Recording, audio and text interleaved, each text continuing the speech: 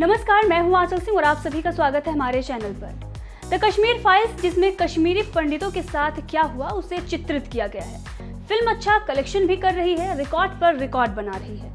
सभी तारीफ भी कर रहे हैं, लेकिन कुछ लोग हैं जो इससे आहत हो गए हैं। बॉलीवुड तो पूरी तरीके से शोक में डूबा हुआ है। कांग्रेस और वामपंथी भी भड़के पड़े हैं क्योंकि उन्हें लगता है कि फिल्म में उनका सच बाहर आ गया है। लेकिन फिल्म में तो सिर्फ ये दिखाया गया है कि कश्मीरी पंडितों के साथ हुआ क्या, लेकिन किसकी वजह से हुआ ये तो अभी दिखाया ही नहीं गया। और अभी से इतना भड़के हुए हैं जिम्मेदार पदों पर बैठे हुए लोग, इनडायरेक्टली आतंकवाद को सपोर्ट करने वाले ये लोग। जी हाँ, कांग्रेस नेता जयराम रमेश का द कश्मीर फाइल्स पर एक बयान आया है जिसकी चर्चा हो रही है। जयराम रमेश के ट्वीट करते ही लोगों ने सवालों की छड़ी लगा दी है। दरअसल पूर्व केंद्रीय मंत्री और कांग्रेस के वरिष्ठ नेता जयराम रमेश ने ट्विटर पर लिखा कि कुछ फिल्में परिवर्तन को प्रेरित करती हैं। द कश्मीर फाइल्स नफरत को उकसाती है। सत्य, न्याय, पुनर्वास, सुलह और शांति की ओर ले जाया जा सकता है, लेकिन ये फिल्म तथ्यों को तोड़ मरोड़ कर पेश करती है। क्रोध को भड़काने और हिंसा को बढ़ावा देने के लिए इतिहास को विकृत करता है। अब इस ट्वीट के बाद लोगों ने सवाल उठाए और उसका जवाब इनके पास नहीं था। एक यूजर ने लिखा कि गजब है जनाब को ये सच बताया जाना, अपना प्रोपेगेंडा चलाने के लिए तथ्यों के साथ छेड़छाड़ और गलत इतिहास बताया जाना लगता है।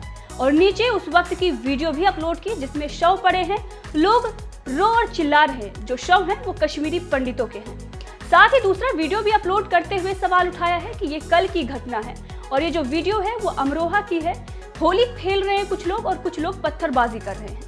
उसके नीचे उन्होंने कैप्शन में लिखा है कि बताओ इसे किस तरह बताया जाना चाहिए कि तथ्यों के साथ तोड़ मरोड़ ना हो और लोगों के बीच वैमनस्य भी ना फैले और सच भी पहुंच जाए। एक यूजर ने लिखा कि आपके नाम के आगे जो पहला शब्द है, जो दो शब्दों से बना है, जय और राम, बस इन्हीं दो शब्दों के अनुयायी को वहां से भगाया गया है। लेकिन जाने दीजिए, आप कहां ऐसी बातें समझेंगे, क्योंकि आप तो ठहरे बुद्धिजीवी। इसके साथ ही लोगों ने यह भी पूछ डाला कि जब आर्टिकल 15 जैसी फिल्में आती हैं तब तो आप फ्रीडम ऑफ एक्सप्रेशन की बात करते हैं। जैसे ही कश्मीरी पंडितों का सच सामने आया तो रोने लगे। टांडो नाम की एक फिल्म आई थी लगभग 1 साल पहले, तब यही कांग्रेस थी फ्रीडम ऑफ एक्सप्रेशन का राग अलाप रही थी। इसके साथ ही आपको बता दें कि इससे पहले शुक्रवार को जम्मू कश्मीर के पूर्व मुख्यमंत्री उमर अब्दुल्ला ने भी द कश्मीर फाइल्स पर अपनी चुप्पी तोड़ी थी और उन्होंने कहा था कि ये फिल्म सच्चाई से बहुत दूर है, क्योंकि फिल्म निर्माताओं ने उन मुसलमानों और सिखों के बलिदान को अनदेखी की जो घाटी में आतंकवाद से पीड़ित थे। तो ये वो लोग हैं जिनका सच अब सामने आएगा। जिस तरीके से लगातार ये कहा जा रहा है कि अब कश्मीर में जो कुछ भी हुआ उसमें जो पॉलिटिकल चेहरे थे उनको भी सामने लाया जाना चाहिए था, यानी कि मांग ये उठ रही है कि द कश्मीर फाइल्स 2 भी बननी चाहिए। क्या आप जयराम रमेश के इस ट्वीट से सहमत हैं? अगर सहमत हैं तो भी कमेंट करके बताइए, अगर असहमत हैं तो भी कमेंट करके बताइए। अगर वीडियो आपको पसंद आई है तो वीडियो को लाइक करें और चैनल को सब्सक्राइब करना ना भूलें। आजकल बहुत सारे मूवीज ऐसे जो कुछ सिर्फ नाम के लिए, लेकिन ये ऐसी मूवी है ना कि रोमते खड़े हो जाएंगे मूवी देख के किसी के भी। मैं तो एक ही चीज़ कहना चाहूँगा, जो जिसने भी आज तक कभी उतना सोचा समझा नहीं होगा उससे भी काफ़ी खतरनाक कहानी थी। ये फिल्म ना सबको देखना चाहिए। जो एक्चुअली इसमें मीडिया में जो चीज़ें उस समय के टाइम पे छुपाई गई थी, उस समय के कश्मीरी पंडितों के साथ में जो गलत हुआ था, ये देखना, ये फिल्म देख के बहुत सारी सच्चाइयाँ पता लगती। बहुत सारे स्टार कास्ट नहीं, एक्टिंग तो बहुत अच्छी थी। एक्टिंग, स्क्रीन प्ले, डायरेक्शन बहुत अच्छा था। विवेक जी ने बहुत अच्छा डायरेक्शन किया है। एक्चुअली फिल्म पहली एक ऐसी फिल्म है जिसको आप देख सकते हो और जो बहुत अच्छा एक पूरा एक तरह से एक सब्जेक्ट जो था, मतलब एक कश्मीरी पंडितों का जो दुख था, उस दुख को जो दिखाया गया है। आज तक एक शिकारा फिल्म आई थी विधु विनोद चोपड़ा की, वो एक तरह से डब्बा फिल्म है। इसके आगे डब्बा भी नहीं बोल सकते, ढक्कन बोल सकते हो। फिल्म बहुत अच्छी थी और मुझे लगता है कि ये सभी को देखनी चाहिए। ये मतलब जो इतिहास हमें पता ही नहीं है और जो दिखाते हैं वही दिखेगा। अब ये चीज़ जानने का मौका हमें कैसे मिलेगा? जो मूवी को बताते हैं समाज का दर्पण, तो आज एक्चुअली में देखने को मिला है वो चीज़। सर, इंडिया ने आज तक इतनी अलग फिल्म नहीं बनाई है। ये आज से एक अलग फिल्म है जो इंडिया में शुरू हुई है। ये बड़ी हिम्मत की बात है कि डायरेक्टर जो विवेक अग्निहोत्री हैं उन्होंने इतनी हिम्मत दिखाई है। आप इतिहास को और सच को कब तक आखिर छुपाएंगे? ये सच है। ये जो भी दिखाई दे रहा है ये सच है। मेरा पर्सनल एक्सपीरियंस जो मेरे बिल्कुल इमीडिएट फैमिली में हुआ, वो मैं हमेशा बोलता हूँ कि मेरे जो मामा थे, मेरे मदर के छोटे भाई, और मेरी माँ बार बार इसका जिक्र करती है, उन्होंने अपनी पूरी ज़िंदगी पैसे जोड़ जोड़ के, वो ओवरसियर थे वहाँ पर, और ओवरसियर को क्या बोलते हैं नॉर्मली? ओवरसियर ही बोलते हैं, हाँ। तो because overseer is a very typical small town word. तो वो इंजीनियर से जो छोटे होते हैं उनको ओवरसियर बोलते हैं। तो उन्होंने बड़े मुश्किल से पैसे कमा के, उनका एक सपना था कि कश्मीर में, श्रीनगर में अपना एक घर बनाएंगे। तो उन्होंने वो घर जैसे तैसे 86, 85, 87 में बना लिया, और बड़े खुश थे कि अपना उनका एक घर था। और जैसे ही उन्होंने घर बनाया, उसके कुछ 6-7 महीने बाद ये थ्रेट्स आनी शुरू हो गई कि आप निकलो यहाँ से।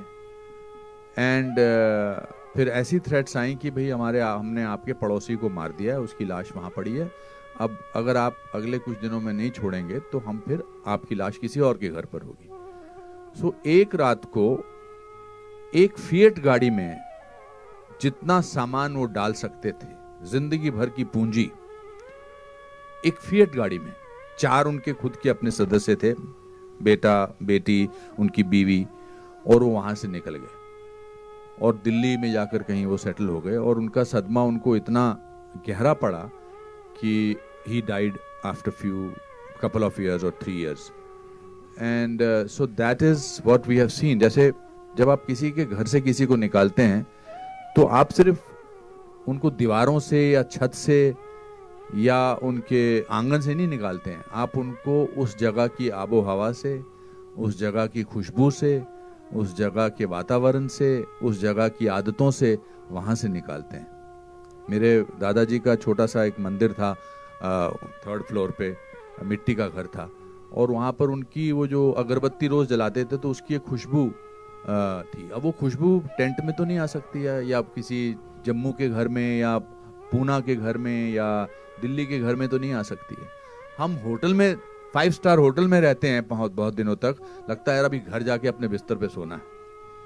हम अमेरिका जाते हैं या कहीं और जाते हैं, हम कहते हैं चलो यार इंडियन खाना खाते हैं। So I think from that point of view, my mother when she saw this film, she didn't speak to anybody for 2 days। 2 दिन तक उन्होंने किसी से बात नहीं की, क्योंकि उनकी पूरी मेमोरीज वापस जो हैं वो रिवाइव हुई। और उन्होंने कहा क्यों दिखाई तूने मेरे को ये फिल्म, मेरी सारी मेमोरीज वापस हो गई हैं, आ गई हैं।